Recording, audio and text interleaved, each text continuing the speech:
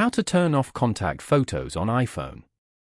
To get started, first of all go ahead and open up the Settings application on your phone. Once you're here, scroll down to the end and tap on Apps. You can view all your phone apps over here.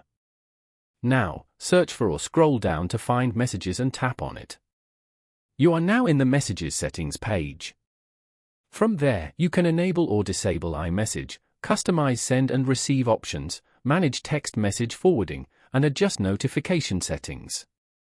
Here, scroll down to the end and turn off the Show Contact Photos feature. This will stop showing photos of your contacts in Messages. Following these steps, you can easily turn off contact photos on iPhone. This way, you get more control over your experience with the device. Thank you for watching. Please leave a like if this tutorial helped you, or leave a comment below if you have any questions related to the video.